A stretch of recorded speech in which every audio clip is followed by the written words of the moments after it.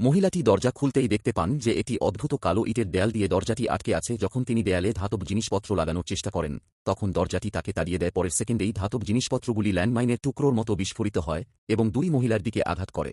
বিস্ফোরিত ধাতুতে আর্থমাদার বিদ্ধ হন।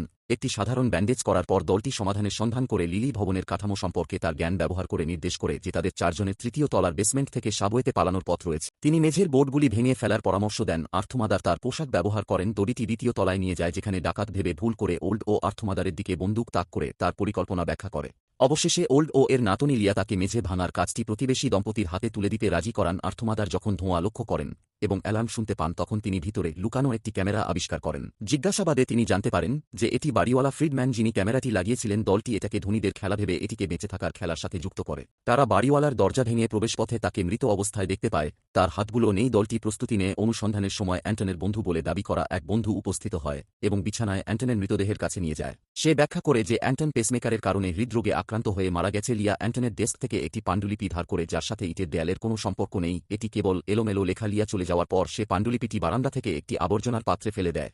পৃথিবী দেবী মেঝে ভেঙে ফেলেন এবং দলটি সাবওয়েতে পালিয়ে যায়। লিলি সুস্থ হয়ে দরজা ভেঙে দরজাটি খুলে দেখতে পায় তবে এটি এখনও একটি কালো ইটের দেয়াল। মার্ভিন পথে একটি উল্লম্ব বন্দুক ছুড়ে কিন্তু রহস্যজনকভাবে গুলি দেয়ালে থেমে যায়। পরবর্তী দৃশ্য সবাই ওল্ড ও মারা যাওয়ার সময় দেখেছিল।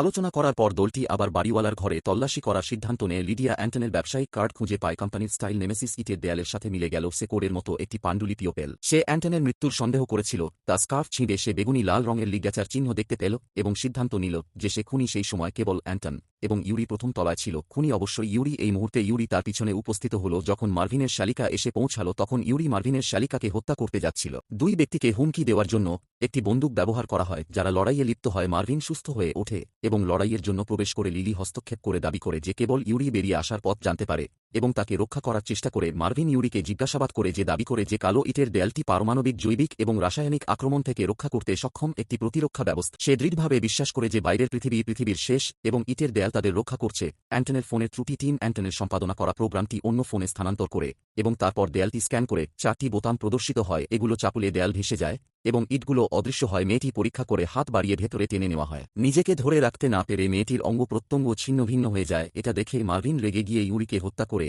এবং তারপর আত্মহত্যা করে। কেবল টিম এবং লিলি রয়ে যান। তারা প্রোগ্রামটি অধ্যয়ন করেন। ফ্ল্যাশের ক্রমানুসারে কোডের সংযোগ অনুমান করেন। নজরদারি ফুটেজ পর্যালোচনা করে লিওনার্ড দৃশ্যটি পাঠোদ্ধার করেন এবং কোডটি খুঁজে পান। লিলি সফলভাবে দরজা খুলে দেন এবং দুজনে পালিয়ে যান। তারা আবিষ্কার করেন যে পুরো শহর ইটের দেয়ালে ঢাকা। একটি রেডিও সম্প্রচারে ঘোষণা করা হয় যে ন্যানোটেকনোলজি কোম্পানিতে আগুন লাগার ফলে গোপন প্রতিরক্ষা ব্যবস্থায় ত্রুটি দেখা দিয়েছে যার ফলে বিপর্যয় ঘটেছে। এভাবে ছবিটি শেষ হয়েছে। দেখার জন্য ধন্যবাদ। বিদায়।